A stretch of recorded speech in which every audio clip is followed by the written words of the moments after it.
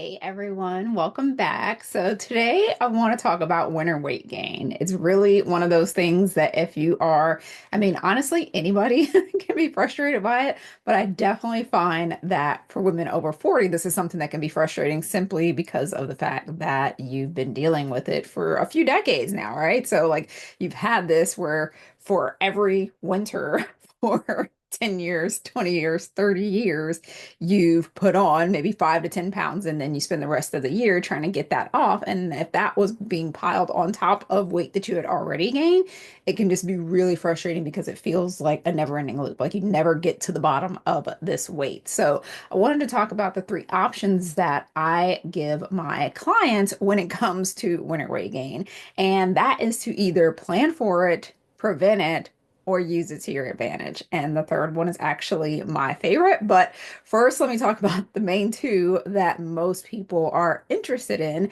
And the first one is to plan for it. So, what I mean by plan for it with my clients, what we tend to do is when we first start working together, I create what's called their blueprint.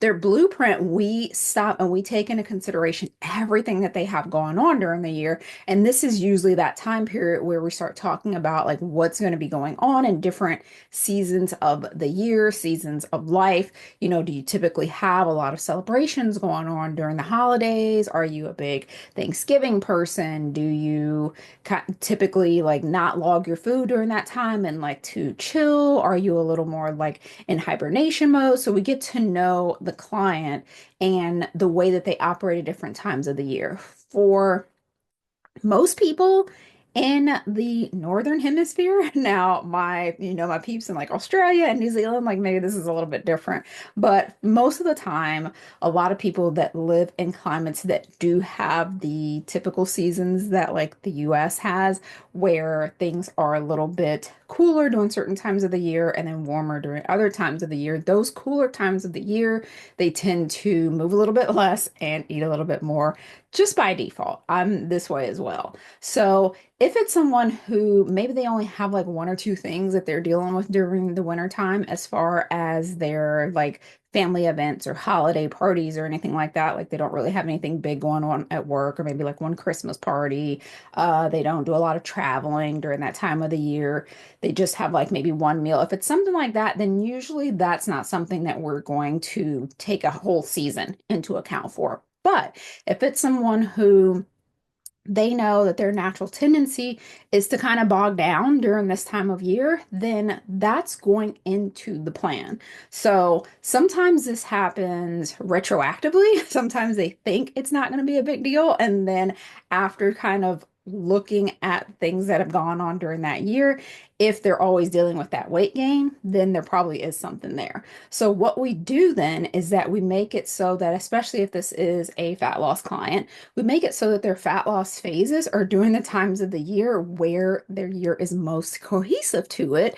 And there's certain times of the year that are going to be more cohesive to like maintenance or muscle gain, or times of the year that are going to be better for what we call a chill phase, where they're just not doing anything. They're not logging their food. They're not paying attention to physique goals at all. So that's what I mean by plan for, is know ahead of time if that's coming. And so what I'm doing for that client, if they have a fat loss goal that they're trying to accomplish during that year, let's say I start working with the client in January, because that's when everyone kind of gets motivated, and they have a fat loss goal for that year, we are going to aim to hit that fat loss goal probably about September.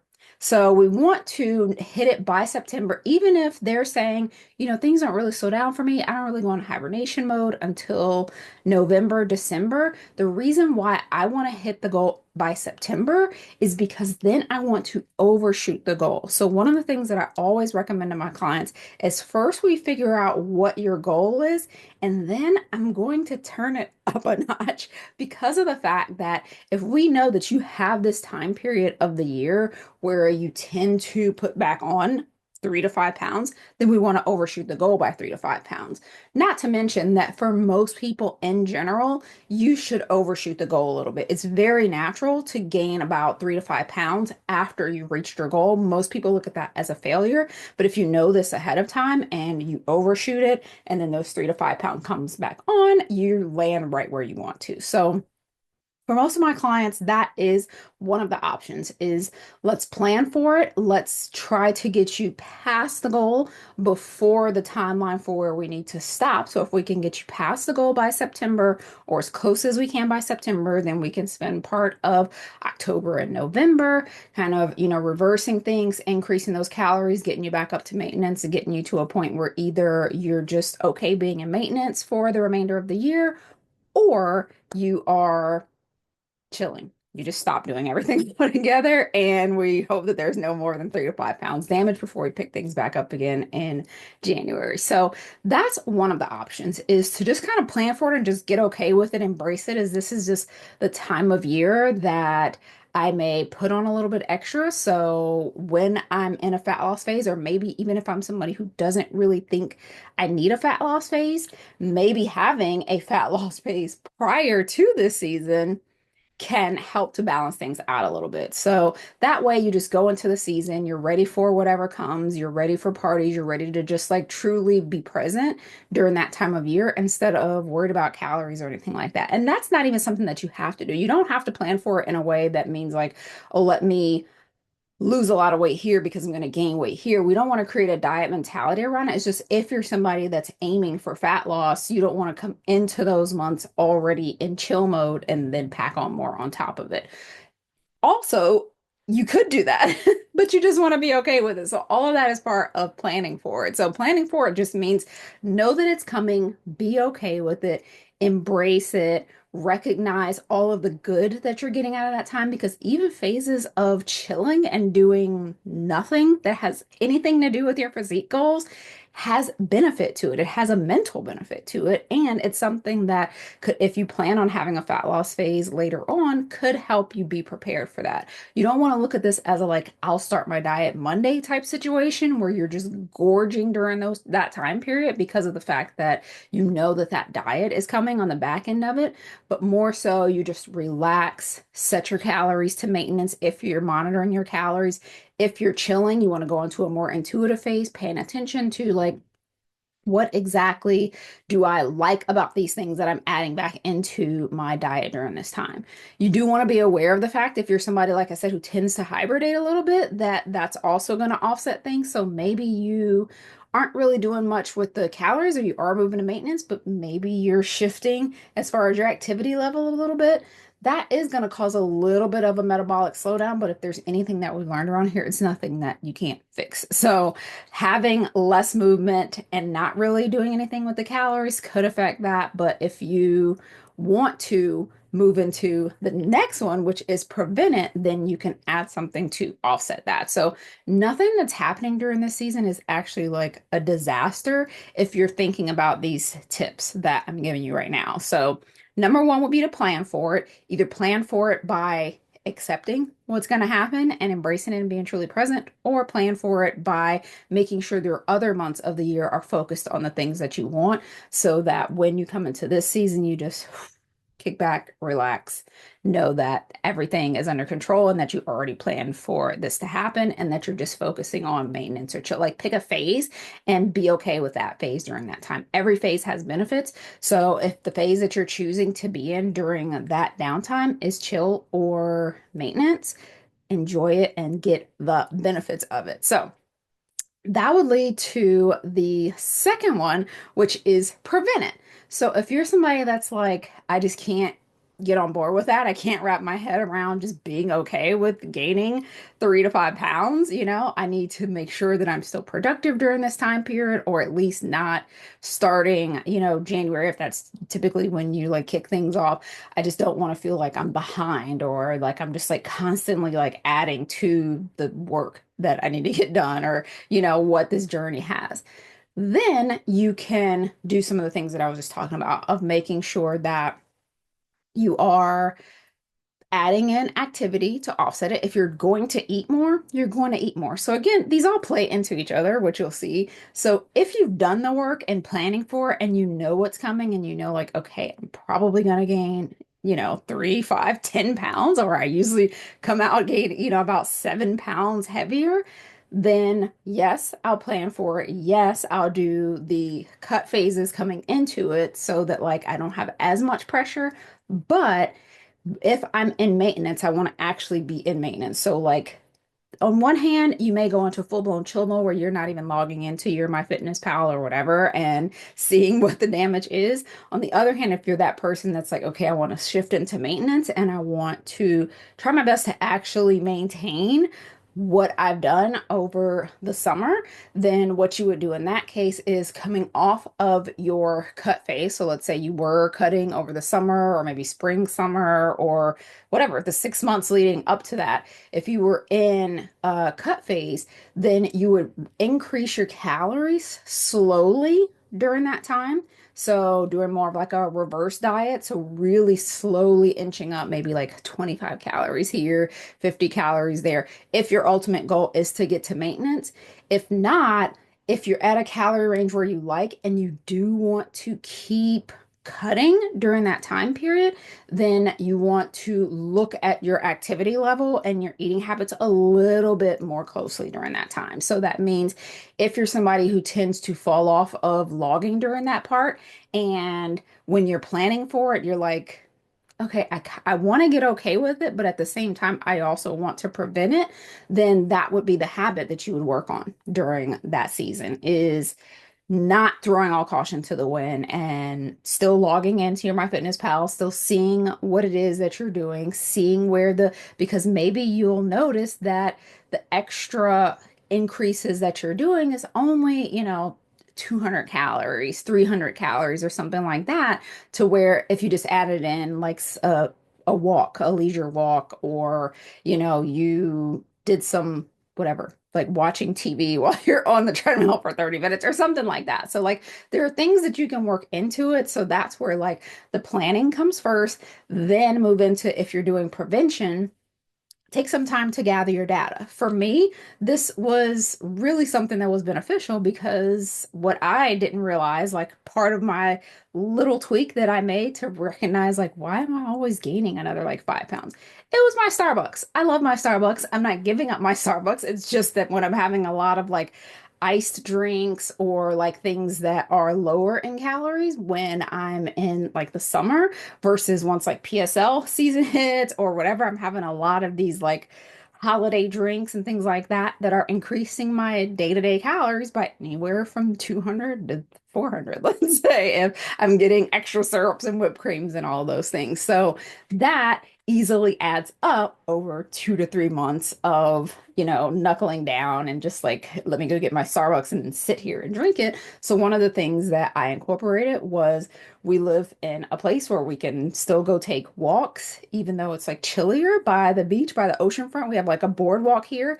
We go to the Starbucks that is at the boardwalk. And so I'm getting a hot drink. So that way it's kind of keeping me warm. I am bundled up and we go walk the boardwalk. So this is something that my husband and I do after work. We walk around. So like that's something that's very like leisure. I'm not doing it for a workout, but it's just helping because that time of year, I noticed that not only was I suddenly getting, 200 extra calories per day just in my drink, but I was also relaxing a lot more like bundling up and sitting under the blanket by the fire while drinking these drinks. So just getting in that extra movement to offset it was a game changer for me. So, like, figure out what those things are for you. See if the extra is coming from somewhere that's pretty consistent.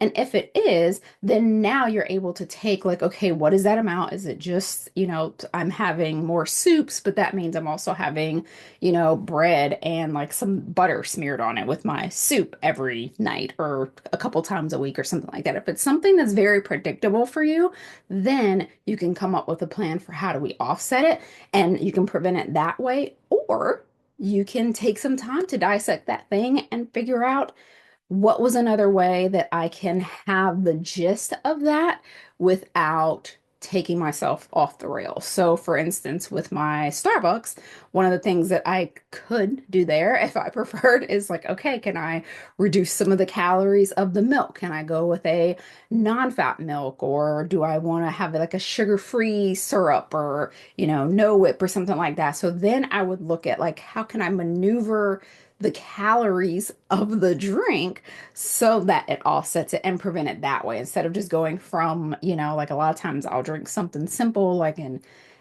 ice shaken espresso or something in the summer, which maybe only has like 150 calories, and then a PSL, which has like 400 calories, or white chocolate mocha or something like that that has like 300 to 400 calories. Like those are very intense. So I could either find something or find a way to reduce this drink so that it matched as close as possible the calories of this drink. And there's tons of, a quick Google search, there's lots of blogs and social media feeds where people specialize in this, where they just dissect like Dunkin' Donuts and Starbucks and drinks like that to make them lower in calories. So you could take some time and experiment with those and see like how can I still get my daily latte. I'm using latte as an example, but just think about what works for you. How can I utilize that and then make this shift? So see if it's something that's predictable for you, if there's something specific that warm weather triggers you to add back in or triggers you to dial back in your workouts, and then add that back in or figure out a way to subsidize these extra calories somewhere. That would be the best way to prevent it, is figuring out how you can still stay more active, how you can still eat in the way that gives you the satisfaction that you're looking for that season, but doesn't take you overboard in calories. And then I would say also like to stay hydrated, just because a lot of people don't. So then your body's holding on to a lot more water in the winter just because a lot of us aren't drinking enough water. So those are the main two directions that a lot of my clients end up going in. I would say that the third one is my fave. And it's kind of a combination of those two. So this is still a planning for it method. So this is something that I may include in a blueprint with someone, especially if this is someone who, yes, they have some fat to lose, but they also have some muscle to regain, and that is to use this season to your advantage. So, if you're someone who has needed a metabolism reset for a really long time but been avoiding it, or you're someone who needs to add some muscle mass because maybe your fat loss has started to slow down or plateau, and you're like, I don't know how to break through with this. A lot of times that's a muscle issue, that's a calorie increase issue. So you can totally just embrace the season. This is where I leaned in for decades, was just utilizing this season. For those of you guys who've been around long enough know that I used to start my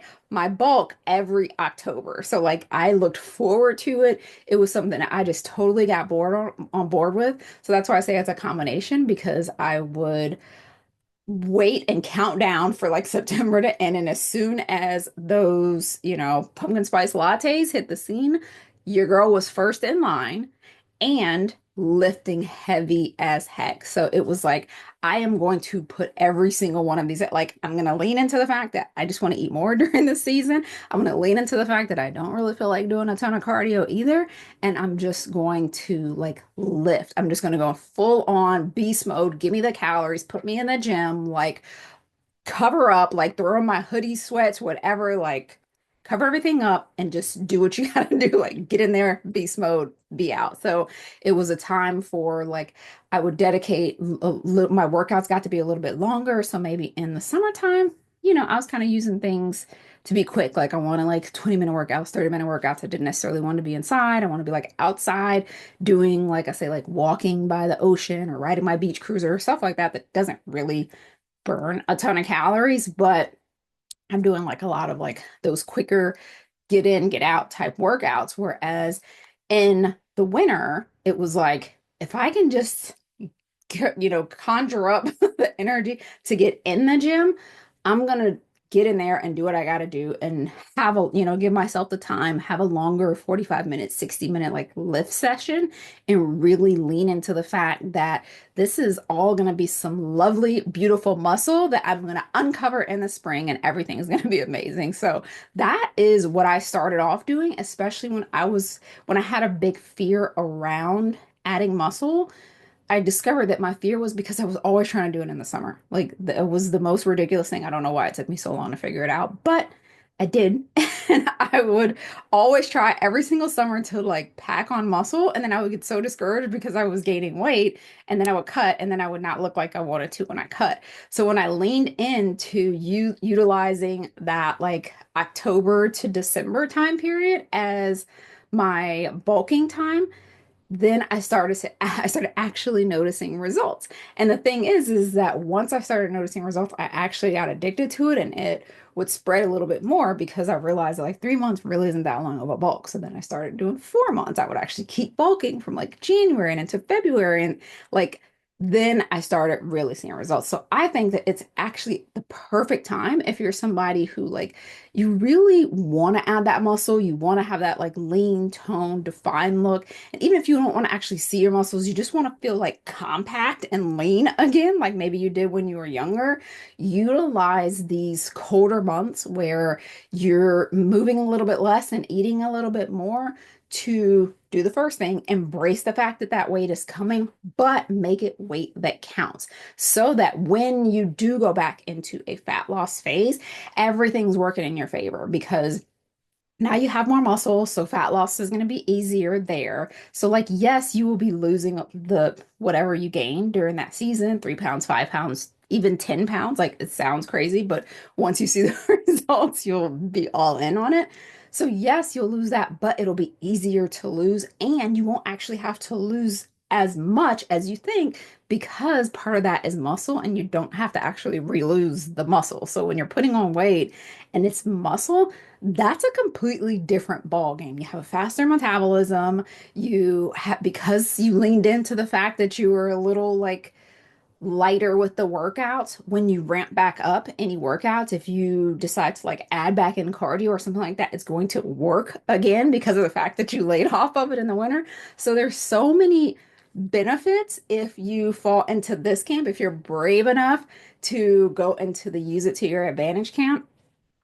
Personally, like I highly recommend it. I just know that, like I say, a lot of women have fear of putting on muscle, putting on weight, doing that like on purpose. And a lot of people skip the metabolism reset for this reason. So that's why I say it's kind of, if you look at it, it's a perfect storm for being able to do the things that you may be avoiding anyway. So just something to consider, especially if you are a woman over 40, you've been hitting plateaus, you try to push through in that season and it just never pans out. You just end up spinning your wheels or you end up gaining the weight anyways, but you're gaining fat during that time period because of the fact that you're not paying attention to things and keeping your protein high and lifting and all of that. And so you don't only feel like you're starting back at square one come January, you feel like you're at square -3, then I would highly recommend using it to your advantage. But just my 2 cents, your mileage may vary. Those are the three options that I would give for somebody who's trying to figure out how to best